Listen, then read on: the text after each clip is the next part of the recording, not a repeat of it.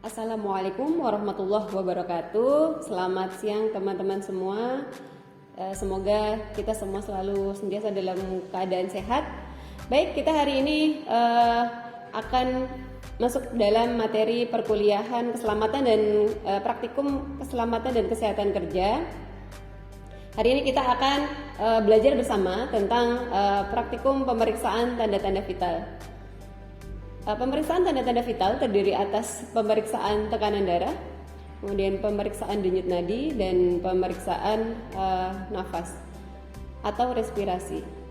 Baik, untuk yang pertama kita akan mengenal terlebih dahulu alat-alat yang akan kita gunakan untuk praktikum pemeriksaan tanda-tanda vital.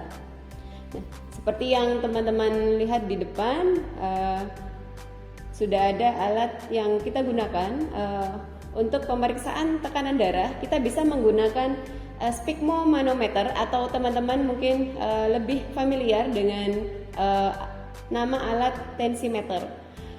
Sphygmomanometer atau tensimeter ada yang berupa tensimeter raksa seperti yang ada di depan kita.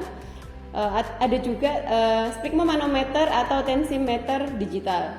Ada juga sphygmomanometer aneroid. Kemudian alat yang kedua yang dibutuhkan untuk pemeriksaan tekanan darah adalah stetoskop. Nah, yang untuk pemeriksaan denyut nadi kita bisa menggunakan alat bantu stopwatch atau bisa menggunakan jam tangan yang kita miliki masing-masing. Begitu juga dengan pemeriksaan respirasi, bisa kita gunakan stopwatch atau jam tangan yang teman-teman miliki. Baik, pemeriksaan tanda-tanda vital itu digunakan untuk melihat bagaimana status kesehatan seseorang. Nah, untuk sebagai ahli K3 nantinya teman-teman membutuhkan kompetensi ini. Minimal pertama teman-teman bisa mengukur atau menilai bagaimana status kesehatan diri teman-teman masing-masing. Yang kedua, teman-teman bisa menggunakan kompetensi ini untuk membantu jika suatu saat ada pekerja atau rekan kerja yang mengalami kondisi penurunan kesadaran atau di saat tengah-tengah bekerja mengalami kondisi kehilangan kesadaran, maka teman-teman bisa melakukan bantuan pertolongan pertama dengan modal atau dasar basic kompetensi pemeriksaan tanda vital ini. Ya, setelah ini kita akan melakukan bersama-sama pemeriksaan tanda vital, pemeriksaan tekanan darah, pemeriksaan denyut nadi, dan pemeriksaan respirasi. Baik, selanjutnya saya akan menjelaskan tentang alat-alat yang digunakan untuk pemeriksaan tekanan darah. Yang pertama adalah sphygmomanometer air raksa. Untuk jenis sphygmomanometer air raksa ini terdiri atas pompa, kemudian manset, dan di sini teman-teman bisa lihat ada tabung air raksa. Disinilah nanti air raksa itu akan dialirkan menunjuk kepada skala angka yang nanti akan menunjukkan berapa tekanan darah pasien tersebut. Di sini ada juga tuas on off, di mana teman-teman harus sangat memperhatikan ini karena tidak akan bisa menunjukkan indikator angka jika tuas on off ini belum difungsikan, gitu ya. Jadi diperhatikan sebelum kita memulai nanti untuk tuas off-nya agar diarahkan ke arah on. Nanti teman-teman akan bisa lihat perbedaannya saat tuas off ini diarahkan ke on, maka air raksa ini akan mulai bergerak naik. Ya, akan terlihat air raksa ini bergerak naik.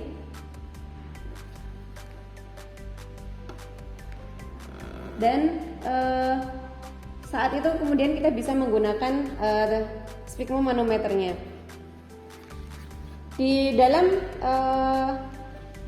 pompa terdapat tuas atau putaran keran yang nanti berfungsi untuk mengatur tekanan.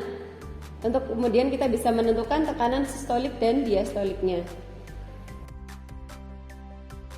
Baik, kita akan mulai melakukan pemeriksaan tanda-tanda vital. Kita mulai dengan pemeriksaan denyut nadi. Pemeriksaan denyut nadi, teman-teman bisa lakukan di area yang pertama, di area arteri radialis, yaitu di sekitar pergelangan tangan, atau juga bisa diraba di arteri brachialis di sekitar lengan atas, atau yang terakhir yang biasanya lebih terasa denyutnya lebih kencang atau besar, yaitu di arteri karotis, yaitu di sekitar leher, yaitu di sisi kanan atau kiri leher kita. Nah, baik, kita sudah punya teman di sini, ada Mas Afan. Kita akan periksa denyut nadinya. Yang pertama kita akan ukur denyut nadi di area arteri radialis. Baik, Mas Afan, kita akan ukur denyut nadi tangan yang sebelah kiri Mas Afan ya. Ya, teman-teman lakukan perabaan atau disebut juga dengan palpasi menggunakan dua jari, yaitu jari telunjuk dan jari tengah.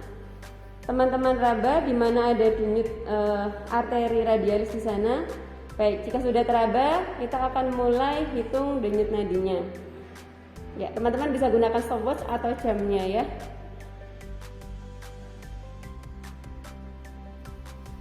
Ya, kita mulai.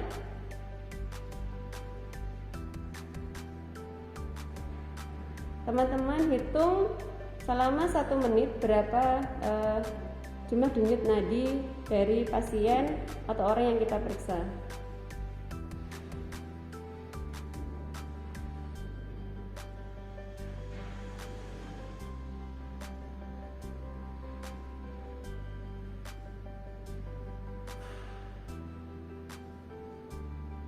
Ya, jika sudah 1 menit, ya teman-teman hitung berapa jumlah yang tadi sudah teman-teman hitung dari denyut nadi yang teraba. Nah, tadi dari Mas Afan ini denyut nadinya 80 kali per menit ya. Jika teman-teman tidak melakukan dalam hitungan 1 menit, teman-teman juga bisa lakukan dalam hitungan per 15 detik. Nanti hasilnya jumlah denyut nadinya bisa teman-teman kalikan 4 ya. Jadi dalam 15 detik berapa jumlah denyut nadi pasien tersebut, kemudian teman-teman kalikan 4. Nah, interpretasinya jika denyut nadi pasien tersebut berkisar sekitar 60 sampai 100 kali per menit, maka masih terhitung dalam denyut nadi normal gitu ya. Jadi denyut nadi Mas Afan tadi termasuk dalam denyut nadi yang normal. Baik, kemudian kita juga bisa lakukan pemeriksaan denyut nadi di area arteri karotis ya. Permisi Mas Afan ya, mohon maaf. Kita akan raba dulu sama menggunakan 2 jari ya. Kemudian ya denyutnya terasa lebih kencang ya dibandingkan di arteri radialis tadi. Kemudian teman-teman bisa hitung selama sama seperti tadi selama 1 menit. Ya, kita mulai.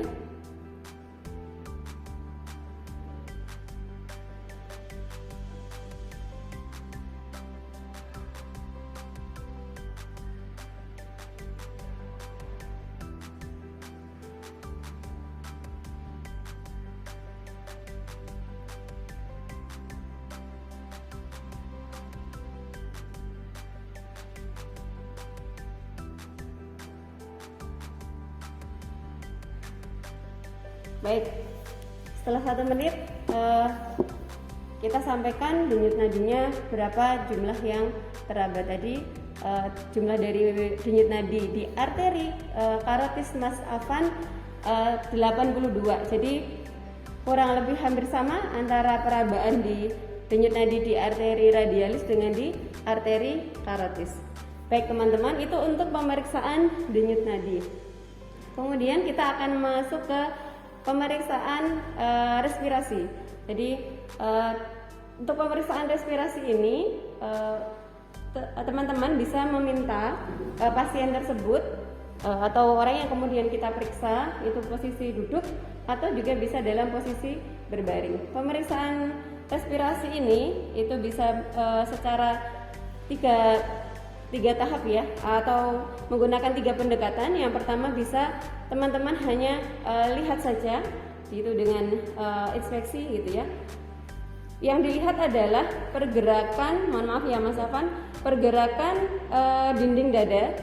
Jadi yang kita hitung adalah bagaimana pergerakan dinding dada itu saat pasien itu bernafas, saat tarikan nafas, mengambil nafas, saat inspirasi, dan juga saat ekspirasi.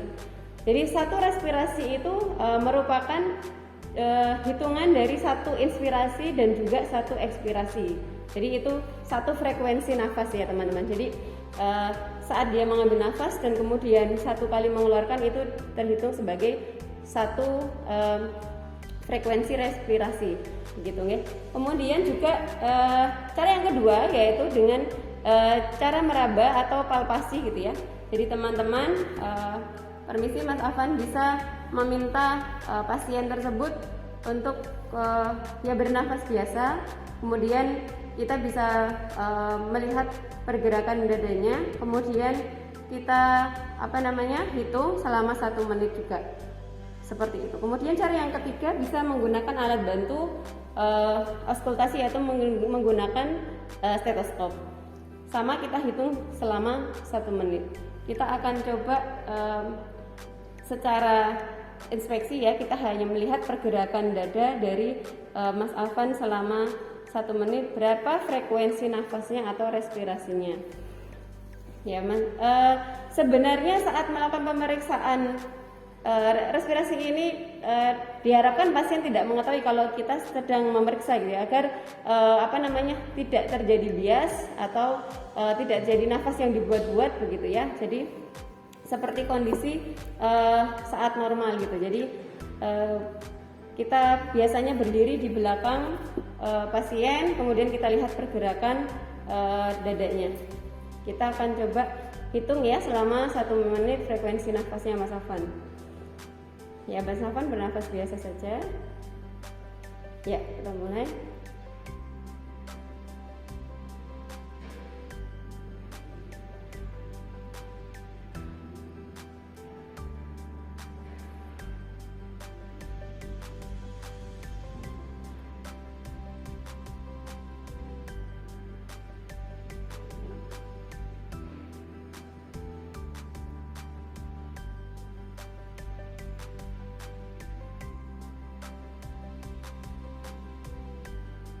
Ya, sudah 1 menit dan ternyata frekuensi nafas atau respirasinya di Mas Afan ini termasuk dalam normal, yaitu berkisar dari frekuensi nafas normal itu berkisar dari 13 sampai dengan 20 kali per menit untuk orang dewasa. Tadi Mas Afan frekuensi nafasnya adalah 15 kali dalam 1 menit, seperti itu.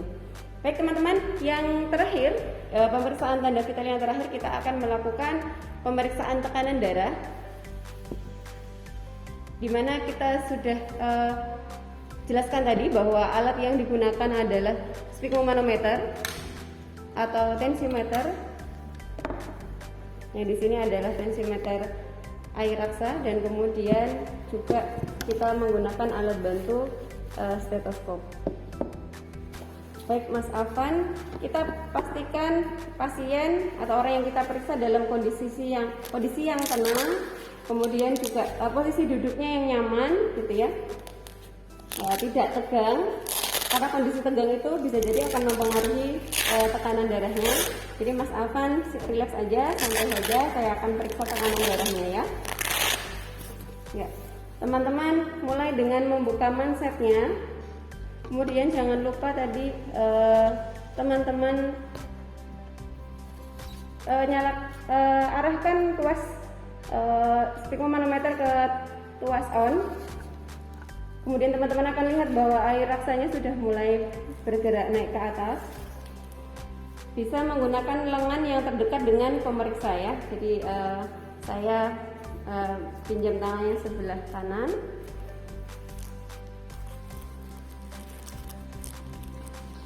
Ya, sudah kencang. Ya, pastikan manset terpasang dengan kencang. Bisa tanyakan kepada pasien.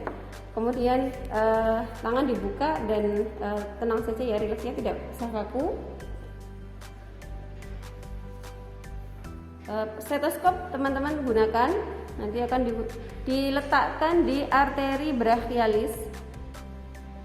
Jadi saat teman-teman meletakkan stetoskop ini dilakukan perabaan atau palpasi dulu. Nah, sebelum itu teman-teman harus cermati bahwa stetoskop ini memang sudah siap digunakan ya, dengan teman-teman putar atau tutup bagian badan stetoskop, dan bisa teman-teman cek dengan ketuk-ketuk, dan di yang terpasang, di bagian yang terpasang di telinga teman-teman sudah terdengar suara ya, berarti stetoskop sudah bisa digunakan. Kemudian kita palpasi arteri brachialis. Kemudian detak arteri brachialisnya, kemudian kita letakkan ujung stetoskop di sana ya. Ya. Kemudian pastikan sebelum memompa, posisi pompa, keran pompa sudah terkunci. Teman-teman juga bisa tanyakan dulu kepada pasien berapa tekanan darah yang biasanya sering diperiksa, atau tekanan darahnya pasien itu biasanya berapa, gitu ya. Mas Alvan pernah melakukan pemeriksaan tekanan darah sebelumnya? Ya, pernah. Berapa ya tekanan darah biasanya kalau diukur? 115/70. Oh, 115/70. Baik teman-teman, Mas Afan mengatakan bahwa tekanan darah biasanya saat dilakukan pemeriksaan 115/70. Jadi teman-teman saat melakukan pemompaan pertama, nanti air raksa ini akan naik menuju ke angka 115. Setelah itu teman-teman naikkan 20 mm Hg dari tekanan darah biasanya dari pasien tersebut. Jadi sekitar 140 di angka 140 air raksa bergerak. Di angka tersebut kita hentikan pemompaannya ya. Kemudian nanti kita akan turunkan secara perlahan-lahan. Baik, saya akan mulai pemeriksaannya ya Mas Afan. Kita akan pompa pelan-pelan ya sampai dengan angka 140. Nah, di 140 ini kemudian teman-teman kita akan mencari bunyi cut off, yaitu bunyi detak yang pertama, dengan cara teman-teman buka atau putar keran dari pompa, keran pengunci pompa secara perlahan-lahan sehingga air raksanya akan turun secara pelan-pelan sampai nanti teman-teman mendengar bunyi detak yang terasa kencang yang pertama kali. Itulah disebut sebagai tekanan diastolik.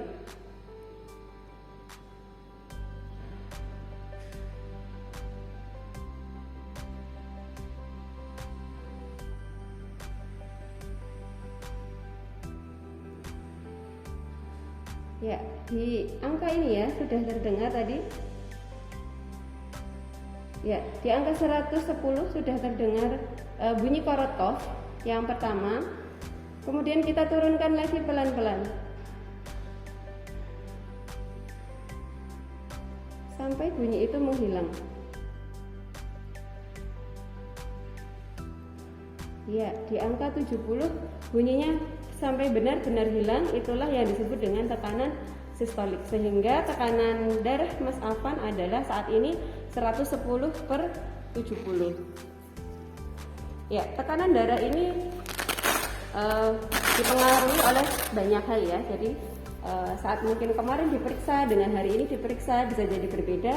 Bisa jadi karena pola tidur, juga bisa jadi karena aktivitas gitu ya. Jadi banyak faktor yang kemudian mempengaruhi. Interpretasi dari pemeriksaan tekanan darah Mas Afan tadi termasuk dalam tekanan darah normal. Ya, teman-teman jangan lupa setelah menggunakan sphygmomanometer dipastikan untuk selalu mengunci kembali, yaitu mengarahkan tuasnya kepada tanda off agar kita bisa merawat alat ini sehingga air raksa ini tidak akan terputus gitu ya. Dimiringkan alat ini ke sebelah kanan, dan kemudian baru teman-teman kunci ke tuas off. Jadi tujuannya memiringkan ini adalah agar air raksa ini benar-benar kembali masuk ke tabung raksa gitu ya. Sehingga alat ini bisa digunakan kembali dengan kondisi baik. Ya, untuk tekanan darah normal, angka pengukurannya yaitu tekanan diastoliknya adalah 110 sampai dengan kurang dari atau sama dengan 120 mm Hg, sedangkan tekanan sistoliknya adalah 70 sampai dengan kurang dari 80 mm Hg. Nah, itu disebut juga tekanan darah normal atau normotensi. Nah, jika ada yang memiliki tekanan darah di bawah 110 mm Hg per juga sistoliknya di bawah 70 mm Hg, maka disebut kondisinya hipotensi atau tekanan darah rendah. Nah, sedangkan tekanan darah tinggi atau hipertensi itu jika tekanan diastoliknya di atas 120 dan tekanan sistoliknya di atas 80 mm Hg. Baik, terima kasih Mas Afan untuk bantuannya untuk pemeriksaan tanda-tanda vital pada hari ini. Terima kasih teman-teman semuanya yang telah menyaksikan praktikum pemeriksaan tanda-tanda vital yang terdiri atas pemeriksaan denyut nadi, pemeriksaan respirasi, dan pemeriksaan tekanan darah. Semoga teman-teman bisa mencoba, kemudian melakukan juga untuk melihat bagaimana kondisi status kesehatan teman-teman masing-masing. Terima kasih dan salam sehat dan salam K3. Assalamualaikum warahmatullahi wabarakatuh.